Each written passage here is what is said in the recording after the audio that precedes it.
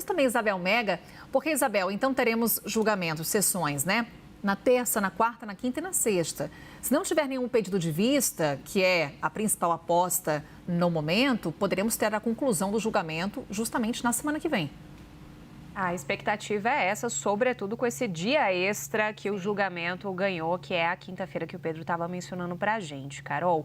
A terça-feira vai ser muito importante, porque em 3 horas o ministro Alexandre de Moraes vai expor o posicionamento deles. É o voto propriamente dito do ministro. Então, se espera que seja um voto muito robusto, até pelo tempo previsto, e que ele possa ir detalhando passo a passo, já se adiantando um pouco naquele julgamento naquela parte do julgamento que vai ser o ápice de tudo, da gente pensar em quais crimes vão ser atribuídos a cada um dos réus.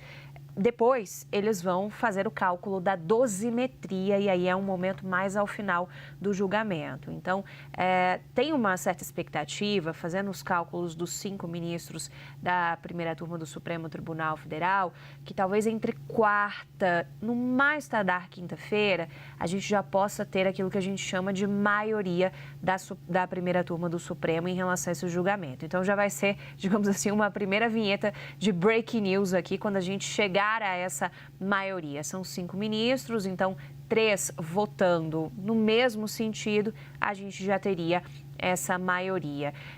O que se espera, né, de placar é muito na linha de um placar de 4-1 ou até um 5-0. Por que esse 1 é uma dúvida? Esse 1 é justamente o ministro Luiz Fux. Hoje, a chance dele pedir vista é tida como baixíssima.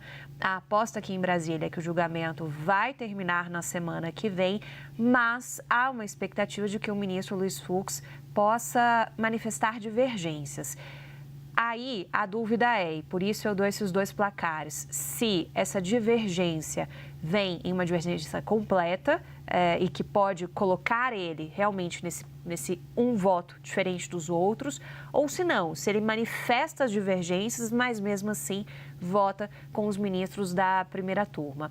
Qual que era o placar ideal para as defesas? Um 3-2. Por quê?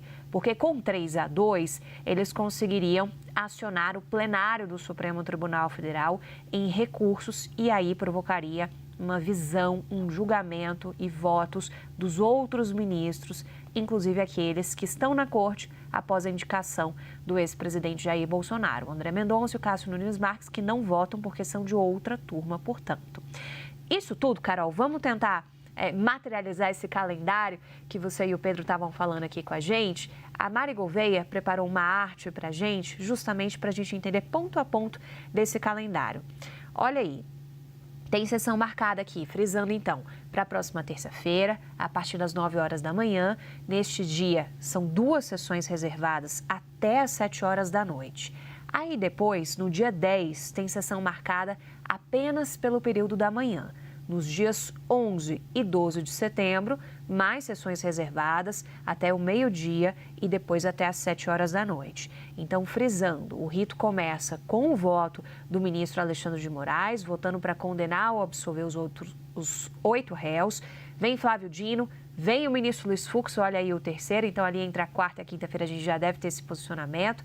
Carmen Lúcia é a quarta a julgar e, por fim, o presidente da turma, Cristiano Zanin, apresenta o voto deles. Aí, depois eles vão discutir essa dosimetria das penas, que é o principal neste momento para as defesas. Quais crimes vão ser colocados e em quais dosimetrias. Isabel Mega, expectativa da semana, claro, a gente vai aqui antecipando as informações, contando com a nossa analista Isabel Mega e toda a nossa equipe lá de Brasília.